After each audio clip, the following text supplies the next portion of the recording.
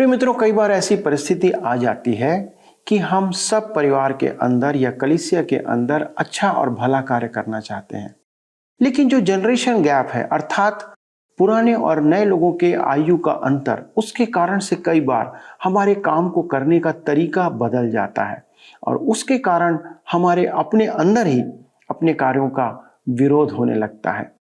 कैसे हम इन सब को दूर कर सकते हैं? जब हम इस पुस्तक का अध्ययन कर रहे हैं तो हमें इस बात को आगे देखने की आवश्यकता पड़ती है कि ऐसे अवसर वहां पे भी आते हैं और परमेश्वर के वचन के अनुसार कैसे इसका हल निकाला गया। तो यदि आप जानना चाहते हैं और इस विषय में और परमेश्वर के वचन के गहरे अध्ययन को समझना चाहते हैं तो प्लीज हमारे साथ इस अध्ययन में जुड़ जाएं।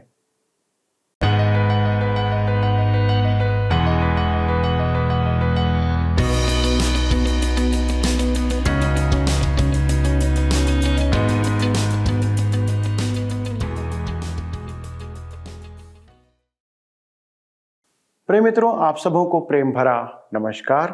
इस समय आप सत्यवचन कार्यक्रम देख रहे हैं और मैं आप सबका इस श्रृंखलाबद्ध बाइबल अध्ययन में स्वागत करता हूं।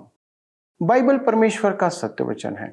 परमेश्वर बाइबल की शिक्षाओं से, विधियों से, नियमों से, चेतावनियों से, आज्ञाओं से, ताड़नाओं से, इतिहास से, घटनाओं से, दृष्टांतों से, कहानियों से अपने लोगों को संभालता है और अपनी बातों को संप्रेषित करता है। दोस्तों, एजरा की पुस्तक में हमें इस समय इस्राएलियों के जीवन के अंदर परमेश्वर के मंदिर निर्माण के प्रति एकजुटता दिखाई दे रही है। जवानों के लिए ये एक नई बात थी, जबकि उन बुजुर्गों ने जिन्होंने सुलेमान के मंदिर को देखा था वे हतोत्साहित होते हैं। विरोधी भी परमेश्वर के कार्य को बाधित कर रहे थे। आइए इन परिस्थितियों से हम सीखें कि परमेश्वर हमारे जीवन के लिए इन बातों से क्या शिक्षा हमें देना चाहता है, ताकि हम भी जब हमारे जीवन में ऐसे अवसर आए कि लोग हमारा विरोध करें तो हम उस नियम के अनुसार अपने जीवन में निर्णय लें। मित्रों, आइए आज हम अपने अध्ययन को एजरा की पुस्तक 3 अध्याय से बनाए रखें और एजरा 3 अध्याय के 3 पद को पढ़ें। यहाँ पर लिखा है, तब उन्होंने वेदी को उसके स्थान पर खड़ा किया, क्योंकि उन्हें उस ओर के देशों के लोगों का भय रहा और वे उस पर यहोवा के लिए होम बलि अर्थात प्रतिदिन सवेरे और सांझ के होम बलि चढ़ाने लगे। यह होम बलि की वेदी थी। हमने देखा है कि यह वेदी प्रभु यीशु के क्रूस का प्रतीक थी। होम बलि मसीह के मनुष्यत्व और हमारे लिए उसकी बलि का प्रतीक थी। मसीह निष्कलंक बलि था, वह पापी के स्थान पर मरा। होम बलि चढ़ाते समय वे वास्तव में मसीह के मनुष्यत्व और उसकी प्रायश्चित मृत्यु के पास एकत्र होते थे। आज विश्वासियों के लिए वही एक भेंट का स्थान है। प्रत्येक विश्वासी गांठ बांध ले कि जिन्होंने मसीह को उद्धारकर्ता स्वीकार किया है और विश्वासियों की देह में अर्थात कलीसिया में पवित्र आत्मा द्वारा बपतिस्मा पाते हैं, वे सब भाई बहन हैं। मेरा भाई वह है जिसके साथ मैं सहभागिता करता हूँ। सहभागिता का अर्थ रंग, त्वचा, सामाजिक स्तर और धन संपदा नहीं है। सहभागिता को कलीसियाई वर्ग, बैप्टिस्ट, मेथोडिस्ट, प्रेस्बिटेरियन, नाजरीन, पेंटिकोस्टल या कैथोलिक से कोई प्रयोजन नहीं। इससे कोई अंतर नहीं पड़ता है। क्या वह मसीह यीशु का विश्वासी है? यही सबसे अधिक महत्वपूर्ण बात है। यदि कोई परमेश्वर की संतान है तो वह और मैं एक साथ बैठकर सहभागिता कर सकते हैं। यह एक अति उत्तम बात है। बंधुआई से लौटने वालों में हम एक अद्भुत एकता देखते हैं। यह एकता परमेश्वर की सब संतान का गुण होना चाहिए। भजनकार ने भजन 133 के 1 में कहा, देखो यह क्या ही भली और मनोहर बात है कि भाई लोग आपस में मिले रहें। स्वदेश लौटने वाले इस्राएली दीन एवं दरिद्र जन थे। वे पद प्रतिष्ठा के लोभी नहीं थे, वे केवल परमेश्वर की इच्छा पूरी कर रहे थे। मेरे मित्रों, आप और मैं एक युग के अंत में वास करते हैं और वे जो समयों का ज्ञान रखते हैं उनके लिए इस आडंबर से मुक्त होना शोभा देता है। भजन संहिता 25 के 9 में लिखा है, वह नम्र लोगों को न्याय की शिक्षा देगा। हाँ, वह नम्र लोगों को अपना मार्ग दिखलाएगा। हमें दीन होने की आवश्यकता है। कलीसिया और संस्थाओं में हम बड़े बड़े काम करने का प्रयास करते हैं। मेरे मित्रों, हमें यह सब करने की आवश्यकता नहीं है।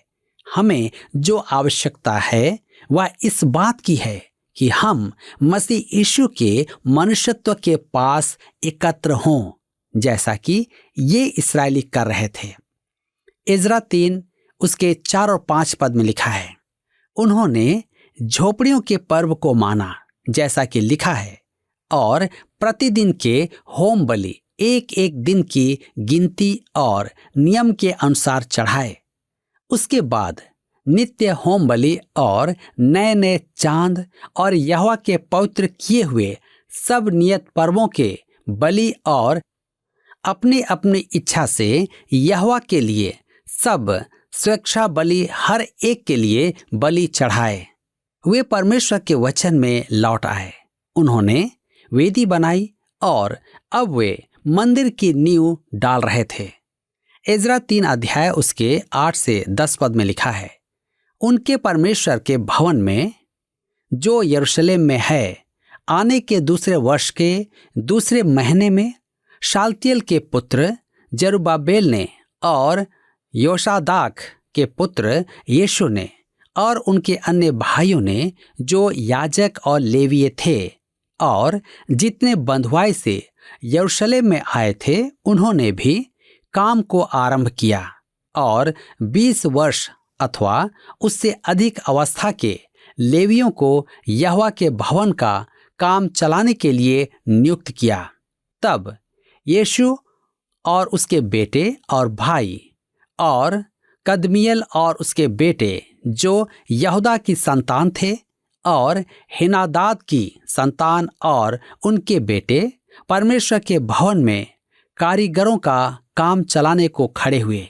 जब राजमिस्त्रियों ने यहोवा के मंदिर की नींव डाली, तब अपने वस्त्र पहने हुए और तुरहियां लिए हुए याजक और झांझ लिए हुए आसाफ के वंश के लेवीय इसलिए नियुक्त किए गए कि इस्राएलियों के राजा दाऊद की चलाई हुई रीति के अनुसार यहोवा की स्तुति करें। मेरे मित्रों, अब तक उन्होंने केवल वेदी बनाई थी और मंदिर की नींव डाली थी, परंतु वे ऐसे आनंद विभोर एवं उत्साहित थे जैसे उन्होंने मंदिर निर्माण कार्य पूरा कर लिया है। उन्होंने समर्पण का अनुष्ठान किया और परमेश्वर का स्तुति गान किया। उनके लिए यह बड़ा रोमांचकारी अनुभव था। मुद्रास्फीति के युग में कलीसियाएं अपने आराधनालय के केवल भूमिगत भाग ही बना पाई थी और महंगाई के कारण उन्हें निर्माण कार्य रोकना पड़ा था। अतः वे भूमिगत भाग पर ही चादर डालकर वहां आराधना करते थे। आज वे स्थान बदल गए हैं, क्योंकि हमें सर्वाधिक आधुनिक इमारतें चाहिए। हम मात्र भूमिगत भाग से प्रसन्न नहीं होते हैं। तथापि ये यहूदी मंदिर की नींव डालकर ही अत्यधिक उत्साहित थे। अतः उन्होंने स्तुति सभा का आयोजन किया।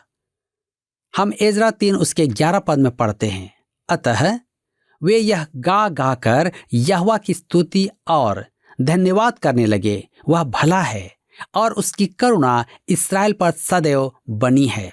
जब वे यहोवा की स्तुति करने लगे, तब सब लोगों ने यह जानकर कि यहोवा के भवन की नींव अब पड़ रही है, ऊंचे शब्द से जय जयकार किया। ये पीढ़ी नई थी, उन्होंने सुलेमान का मंदिर नहीं देखा था। इज़रा 3 अध्याय उसके 12 और 13 पद में आगे लिखा है, परंतु बहुतेरे याजक और लेवीय और पूर्वजों के घरानों के मुख्य पुरुष अर्थात वे बूढ़े जिन्होंने पहला भवन देखा था, जब इस भवन की नींव उनकी आंखों के सामने पड़ी, तब वे फूट फूट कर रोने लगे और बहुतेरे आनंद के मारे ऊंचे शब्द से जय जयकार कर रहे थे। इसलिए लोग आनंद के जय जयकार का शब्द लोगों के रोने के शब्द से अलग पहचान ना सके, क्योंकि लोग ऊंचे शब्द से जय जयकार कर रहे थे और वह शब्द दूर तक सुनाई देता था। मेरे मित्रों, समर्पण अनुष्ठान में 2 समूह उपस्थित थे। वहां वह युवा पीढ़ी भी थी जिसने निवर्तमान मंदिर को नहीं देखा था। यह मंदिर उनके लिए नया था। वे संपूर्ण उत्साह के साथ परमेश्वर की स्तुति कर रहे थे। अतः परमेश्वर ने उन्हें आशीष दी। वृद्ध पीढ़ी सुलेमान के मंदिर और उसके वैभव का स्मरण कर रहे थे और मेरे विचार में कुछ तो कह भी रहे होंगे, यह तो कुछ भी नहीं है। काश इन बच्चों ने सुलेमान का मंदिर देखा होता। उनकी यह बात युवाओं के लिए उत्साहजनक नहीं थी, परंतु वह सच्ची थी। एक समस्या जिसका निवारण परमेश्वर को करना पड़ा, वह इन वृद्धों द्वारा पुराने मंदिर की चर्चा करके निरुत्साह उत्पन्न करना था। इसकी प्रतिक्रिया हम हग्गै के शब्दों में देखते हैं। उसने कहा, प्रभु कहता है निर्माण करो, परमेश्वर तुम्हारे साथ है। वह सुलेमान के वैभवशाली मंदिर में अंततः रहा नहीं। महिमा वहां से प्रस्थान कर चुकी थी, परंतु परमेश्वर तुम्हारे साथ है। साहस धरकर निर्माण करो। मेरे मित्रों, आज भी अनेक वृद्ध परमेश्वर के काम को बाधित करते हैं। आत्मिक अभियान आज कलीसियाओं से बाहर होने का एक कारण यह भी है कि वृद्ध जन उसे रोक रहे हैं। वे केवल पुराने समय में वास करते हैं। वे नए युग में प्रवेश करना नहीं चाहते। आज आत्मिक अभियान का न्याय करने में एक संकट है। मैं भी इन कार्यक्रमों के अनेक पक्षों का आलोचक हूं, क्योंकि मैं पुराने जमाने का हूं। परंतु हम न्याय ना करें, हम देखें कि क्या होगा। परमेश्वर अपने लोगों को जानता है। वह गेहूं को भूसी से अलग करेगा। यह उसका काम है, हमारा नहीं। हमें तो परमेश्वर का धन्यवाद करना है और आनंदित होना है। वृद्धि आत्मिक अभियान चल रहा है। हम इस वर्तमान समय में न तो रोएं और न ही आलोचना करें। मुझे एक ऐसा ही समय स्मरण आता है। जब मैं सेमिनरी का विद्यार्थी था, तब मुझे ग्रीष्मकालीन सभाओं के आयोजन का उत्तरदायित्व सौंपा गया। उन्होंने मुझे प्रचार करने के लिए कहा और मैंने प्रचार किया। प्रचारक न होते हुए भी परमेश्वर ने आशीष दी। अनेकों ने उद्धार पाया। मैं एक सभा के अंतिम दिन की बात नहीं भूल पाऊंगा। कलीसिया के कुछ युवा पदाधिकारी मेरे साथ कुछ उपलब्धि पर आनंद मना रहे थे। वृद्ध वहां हमारी बातें सुन रहे थे। उन्होंने अपनी बड़ी बड़ी मूछें हिलाते हुए कहा, तुम युवकों की सभा अच्छी थी, परंतु मुझे स्मरण है कि जब और हमने उसकी पूरी कहानी सुनी। जब उसने अपनी कहानी पूरी सुना दी, तब हमें प्रतीत हुआ कि हमारी सभा तो उसकी तुलना में कुछ भी नहीं थी। हमने तो कुछ भी नहीं किया। हम सब निराश हो गए। हतोत्साहित होकर हम घर आ गए। बाद में मैंने एक वृद्ध महिला से उस प्राचीन सभा के बारे में पूछा, तो उसने कहा कि उस सभा में कोई बड़ी बात नहीं थी। आप जानते हैं कि वह पुरुष सठिया गया है और ज्यों-ज्यों वह बूढ़ा होता जा रहा है, वह सभा भी महान होती जा रही है। वह सभा वैसी महान नहीं थी जैसी वह कह रहा था। आइए अब हम आगे देखेंगे। शायर्स की आज्ञा से मंदिर निर्माण बाधित। मंदिर के पुनः निर्माण का विरोध भीतर से नहीं बाहर से उठा। यह अध्याय विस्तृत है। परंतु मैं केवल घटनाओं पर ही ध्यान केंद्रित करूंगा। अब हम अध्याय 4 उसके 1 पद से आगे देखेंगे। आइए पढ़ें इज़रा 4 अध्याय उसके 1 और 2 पद। लिखा है, जब यहूदा और बिन्यामीन के शत्रुओं ने यह सुना कि बंधुआई से छूटे हुए लोग इस्राएल के परमेश्वर यहोवा के लिए मंदिर बना रहे हैं, तब वे जरुब्बाबेल और पूर्वजों के घरानों के मुख्य पुरुषों के पास आकर उनसे कहने लगे, हमें भी अपने संग बनाने दो, क्योंकि तुम्हारे समान हम भी तुम्हारे परमेश्वर की खोज में लगे हुए हैं। और अशूर का राजा एसरदोन जिसने हमें यहाँ पहुँचाया, उसके दिनों से हम उसी को बलि चढ़ाते भी हैं। मित्रों, मैं आगे चलकर इस बात पर आपका ध्यान आकर्षित करूंगा कि केवल यहूदा और बिन्यामीन के सदस्य ही नहीं, 12 गोत्रों के सदस्य यरूशलेम लौटे थे। ये अन्य जन कह रहे थे कि वे प्रतिज्ञा के देश में तब लौट आए थे जब अश्शूरों का राजा एसरहद्दोन राज कर रहा था। आपको स्मरण होगा कि उत्तरी राज्य को बंधुआई में ले जाने वाले अश्शूरी थे। उनमें से कुछ लोग गुप्त रूप से लौट आए थे, सामरियों में घुल मिल गए थे। अब वे बेबीलोन से लौट रहे इस्राएलियों के साथ हो जाना चाहते थे। बैरी की पहली युक्ति जिससे मंदिर का निर्माण न हो यही थी कि उनके साथ समझौता करें। शैतान आज भी ऐसी ही चाल चल रहा है। वह कलीसिया के मुक्त विचारवादियों के माध्यम से काम कर रहा है। मुक्त विचारवादियों ने कलीसिया का विभाजन कर दिया है और दोष लगाते हैं कि रूढ़िवादी सदा ही लड़ते झगड़ते रहते हैं। वे कहते हैं, हमारे साथ आ जाओ, क्योंकि हम उनके साथ नहीं हो लेते। वे हमें झगड़ालू कहते हैं।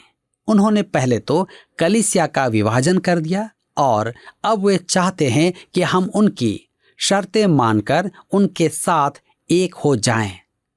यहूदा और बिन्यामीन के विरोधी कहने लगे, हम अब तक परमेश्वर ही की उपासना करते रहे हैं, तुम तो अब आए हो, हमें भी अपने साथ ले लो और हम सब एक मन होकर उसकी आराधना करेंगे। मेरे मित्रों, सुनने में तो यह बहुत अच्छा लगता है, परंतु हम आगे चलकर देखेंगे कि उनकी मनसा वास्तव में क्या थी।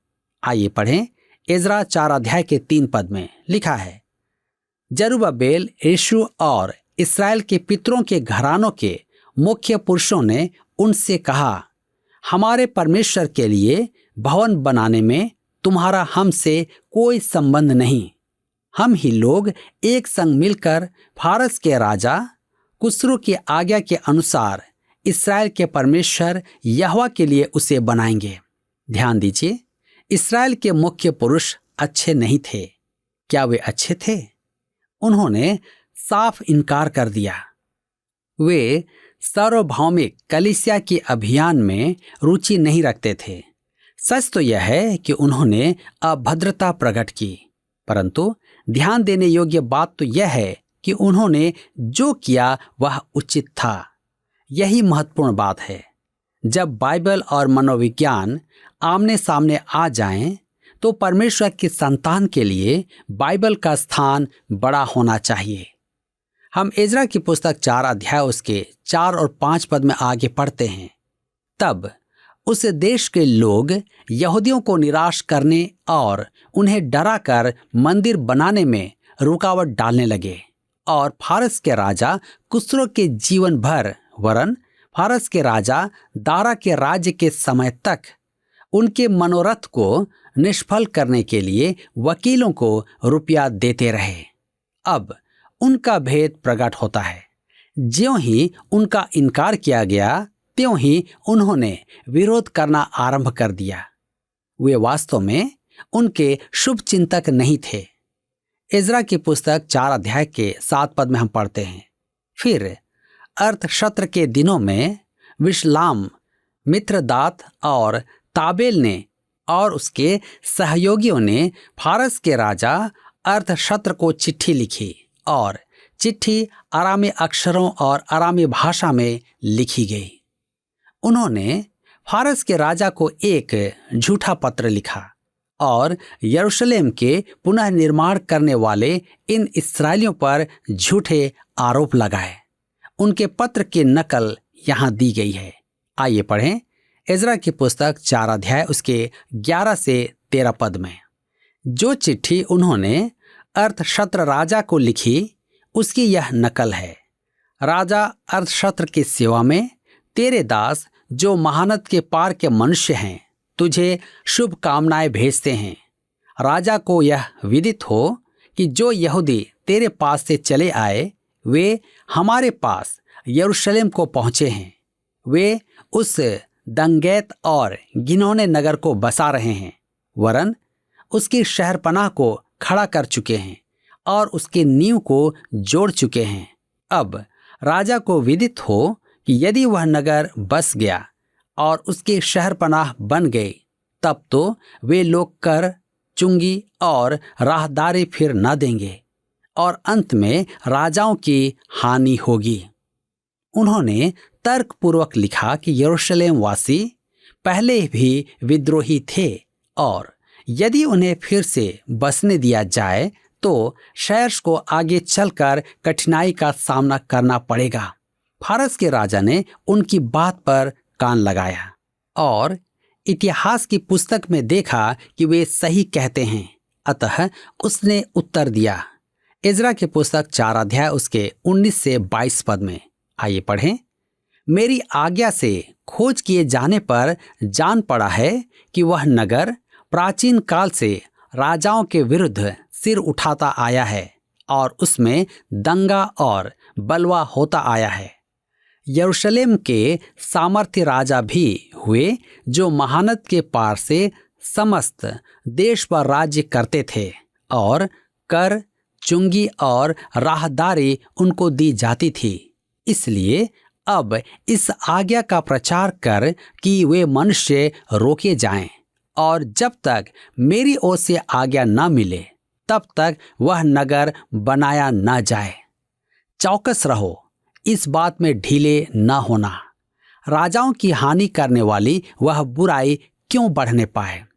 मेरे मित्रों, राजा का पत्र पाते ही मित्रता का स्वांग भरने वाले और मंदिर निर्माण में सहयोग देने वाले अब पत्र लेकर निर्माण स्थल पर आते हैं। एजरा 4 अध्याय उसके 23 और 24 पद में हम पढ़ते हैं। जब राजा अर्थशस्त्र की यह चिट्ठी रहूम और शिमशै मंत्री और उनके सहयोगियों को पढ़कर सुनाई गई, तब वे उतावली करके यरूशलेम को यहूदियों के पास गए और बलपूर्वक उनको रोक दिया। तब परमेश्वर के भवन का काम जो यरूशलेम में है रुक गया और फारस के राजा दारा के राज्य के दूसरे वर्ष तक रुका रहा। मेरे मित्रों, उन्हें निर्माण कार्य रोकने पर बाध्य किया गया। कई बार हम भी इन्हीं की तरह परमेश्वर के कार्यों को रोकते हैं और हम उसे करने नहीं देते। आज हमें इस पर विचार करने की आवश्यकता है कि आज हम किसकी ओर हैं। प्रिय मित्रों, आज भी कभी कभी इस्राएल के उन दिनों की तरह जब हम किसी कार्य को कलीसिया के लिए करते हैं तो ऐसे दौर आते हैं जब जवान और बुजुर्गों के बीच उत्साह मेल नहीं खाता। बुजुर्ग अपने पुराने समय को याद कर आज के कार्य की तुलना करते हैं और कार्य की गति को रोक देते हैं। परमेश्वर का वचन आज हमें कार्य को जारी रखने के लिए कहता है। हमें इस बात को भी स्मरण रखना है कि जब हम परमेश्वर के कार्य को करते हैं तो सावधान व तैयार रहना चाहिए कि हमारे विरोधी हमारे कार्य को बाधित करने के लिए युक्तियों को रचते रहेंगे। इस्राएलियों ने उन्हें उचित जवाब दिया और किसी भी बात में समझौता नहीं किया।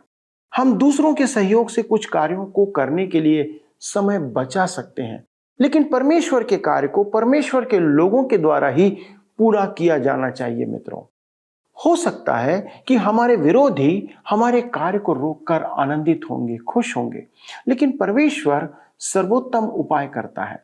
आगे हम देखेंगे कि परमेश्वर रुके हुए कार्य को कैसे क्रियाशील और गतिशील बना देता है। आइए प्रार्थना करें और प्रभु को धन्यवाद दें कि वो हर एक कार्य को पूरा करने की सामर्थ्य रखता है। आइए प्रार्थना करें। हमारे स्वर्गीय पिता, धन्यवाद, आदर और महिमा के साथ आपके सन्मुख फिर से आते हैं। प्रभु, आपको इस बात के लिए भी धन्यवाद देते हैं कि आप हमारी ओर से लड़ने वाले परमेश्वर हैं। यदि हम आप पर भरोसा करते हैं, आपके साथ चलते हैं, तो आप निरंतर हमारी ढाल बनकर हमारी ओर से हमारे दुश्मनों का सामना करते हैं। जैसा आपने इस्राएलियों के साथ किया, आप उनके लिए लड़ते रहे, आपने उनकी ढाल बनकर उनकी रक्षा की। पिता, हम आज विशेष विनती करते हैं हमारे इन सब प्रियों के लिए जो हमारे साथ इस अध्ययन में जुड़े हुए हैं। पिता, वे अपना समय इसलिए आपके सन्मुख देते हैं क्योंकि वे आपसे प्रेम करते हैं, आपके वचन से प्रेम करते हैं। और इसलिए प्रभु, आज हम प्रार्थना करते हैं कि अपनी आत्मिक आशीषें उनके जीवन में उंडेल दें। प्रभु, आपकी आशीष ही उनके जीवन को जीने का एक साधन बनने पाए। प्रभु, बहुत सी बार हमारे जीवन में जो विरोध होते हैं, जो रुकावटें होती हैं, वो हमें तोड़ देती हैं, लेकिन आपके वचन के अनुसार चलने से हमें प्रभु संतुष्टि और साहस मिलता है। इसलिए पिता, हमारे सभी दर्शकों को, उनके परिवार के लोगों को आपके सुरक्षित हाथों में रखते हैं और ये विनती करते प्रभु कि उनके सारे कार्यों को आप सफल करें और अंत में वे एक आनंद के साथ अपने जीवन में आपकी आशीषों को अनुभव करने पाए। आदर और महिमा के साथ इस विनती को प्रभु यीशु क्रिस्ट के नाम से मांगते हैं, आमीन। प्रिय दोस्तों, यदि आप आज के अध्ययन के द्वारा से आशीषित हुए हैं तो कृपया हमें फ़ोन उठाएं और इसी समय एक मिस कॉल करें। लेकिन यदि आप हमसे कोई और जानकारी प्राप्त करना चाहते हैं, यदि आप चाहते हैं कि किसी विषय में हम आपको सलाह प्रदान करें, तो आप फ़ोन, SMS या पत्र के द्वारा हमसे संपर्क करें। अगले प्रसारण में इस अध्ययन को आगे बढ़ाते हुए एक बार फिर हम आपके सामने उपस्थित होंगे। तब तक परमेश्वर से विनती करते रहें और उसी के साथ चलते रहें। प्रभु आपको आशीष दे। पिछले अध्ययन के प्रश्न का उत्तर है बी, असत्य। एजरा 2:2 में उल्लेख किया गया व्यक्ति नेहेमिया की पुस्तक का लेखक नहीं है। आज का प्रश्न है, होम बलि की वेदी प्रभु यीशु के खाली स्थान का प्रतीक थी। ए, क्रूस, बी, मृत्यु, सी, दीनता, डी, पुनरुत्थान। मित्रों, इस प्रश्न का उत्तर हमें कल सुबह 6 बजे से पहले विकल्प A, B, C या D के साथ अपना नाम, पता, स्थान के साथ 9651433397 पर SMS या WhatsApp करें। सभी विजेताओं को विशेष पुरस्कार प्रदान किए जाएंगे। धन्यवाद। क्या आपको यह कार्यक्रम पसंद आया? अभी हमें एक मिस कॉल करें और आप अगले विजेता हो सकते हैं।